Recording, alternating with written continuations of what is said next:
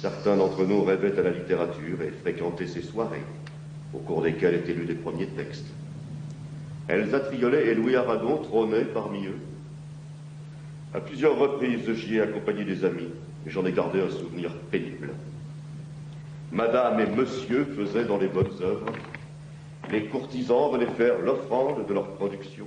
Je sais qu'on pouvait les voir comme ça. Donc je n'objecterai rien à ton propre souvenir ni à ton expérience.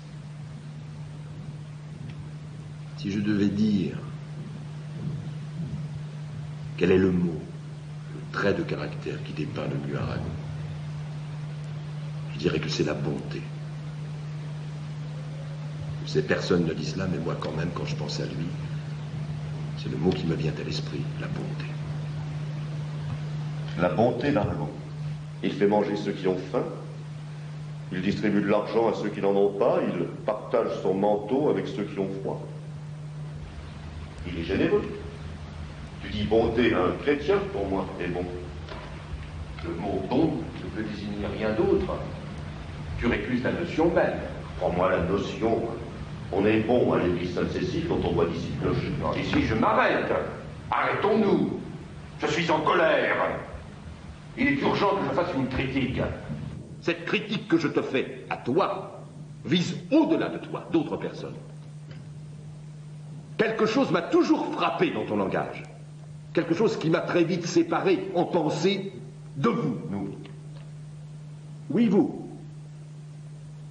Je dirais pêle-mêle la mouvance parisienne de Brecht, le théâtre populaire des éditions de l'Arche, tout un courant de gauche qui était ma famille. C'est la pratique des guillemets. Il fut un temps, j'entends encore ta propre intonation, tu ne pouvais pas dire le mot art sans guillemets.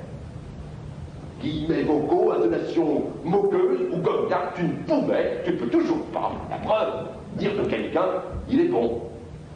Je dirais pire encore, j'aggraverai mon cas.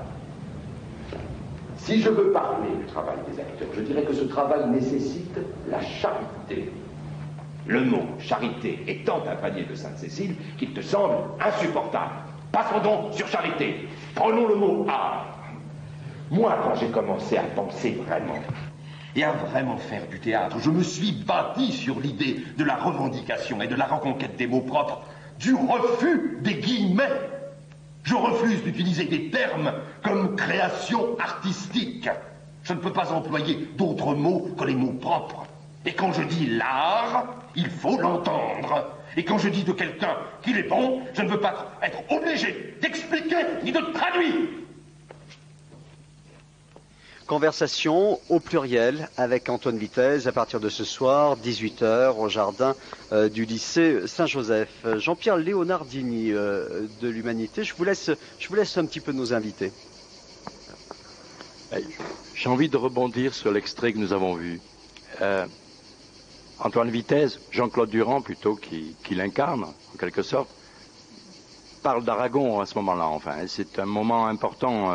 N'oublions pas que Vitez a été le secrétaire d'Aragon pendant longtemps et qu'à l'écrivain Aragon l'a lié une longue amitié qui allait de la part d'Antoine, qui était un grand imitateur, enfin, jusqu'à l'imitation pure et simple de l'élocution d'Aragon. D'ailleurs, on sait que Antoine Vitez imitait tout ce qui passait à sa portée, enfin. Et j'ai cru entendre dans la voix de Jean-Claude là des accents d'Aragon dans le texte de Vitez qu'il dit. Enfin. Alors, l'émotion qui peut naître du spectacle, je n'ai pas encore vu, nous le voyons ce soir, elle est bien sûr elle est tissée du fait que ce sont des compagnons, la fille d'Antoine Vitez, des gens très proches, qui quelques 10 ans après, presque 10 ans après, s'emparent de ce texte-là et le donnent littéralement à revivre, et le donnent à revivre ici à Avignon où le souvenir d'Antoine Vitez est particulièrement prégnant. Je crois que si je ferme les yeux, je peux encore le revoir passer en costume blanc ici, comme après la première du Soulier de satin, enfin, qui est un grand souvenir du Festival d'Avignon, comme sont un grand souvenir les 4 mises en scène des Molières auxquelles il s'était attelé. La trace d'Antoine est ici tout à fait prégnante et c'est tout à fait admirable au fond que cela assez proche s'attaque aujourd'hui à cette pensée coupante, intelligente, vivante et poétique, comme l'a dit Daniel, qui décidément, je crois, continue de nous faire défaut. Voilà. Est-ce que justement toutes ces bonnes raisons, Daniel Soulier, évoquées par Jean-Pierre Leonardini, est-ce que toutes ces bonnes raisons n'aggravent pas la difficulté de mettre en scène Vitesse? Nous n'avons pas eu vraiment de difficulté, nous avons simplement osé. On a osé le faire, on a décidé de le faire, on a osé le faire, on savait très bien que c'était quelque chose de... Il fallait oser, il fallait un certain courage. Puis on ne s'est plus posé la question jamais après. On est rentré dedans, Jean-Claude a appris son texte d'une façon très solitaire. Il est arrivé à la première répétition, il savait son texte au rasoir, ce qui m'a énormément... j'ai eu une admiration énorme pour ça. Et à partir de là, c'était fini, il avait appris son texte, donc le travail était fait.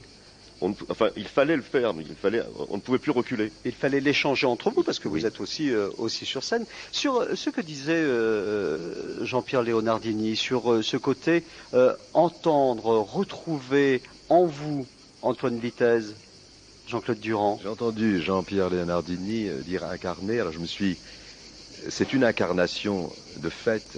Je suis toujours gardé de dire que j'incarnerais Antoine Vitesse. Je préfère dire les mots, mais au bout du compte, un acteur sur scène qui dit les mots, il finit par incarner des mots, il finit par prêter son corps à quelque chose, à quelqu'un, je veux dire.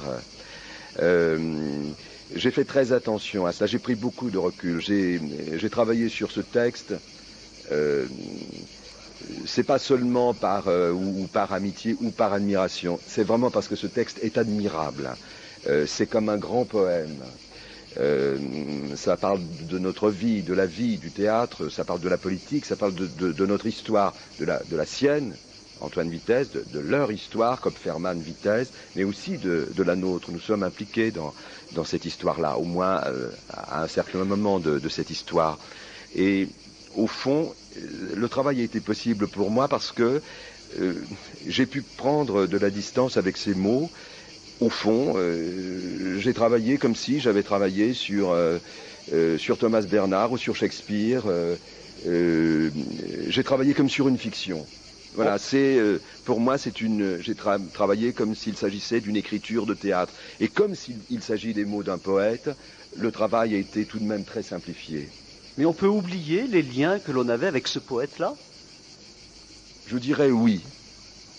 C'est-à-dire qu'à un moment, ça vous rattrape à des moments, même à la représentation, même, vous savez qu'on joue en plein air, donc le regard va tomber sur un visage connu.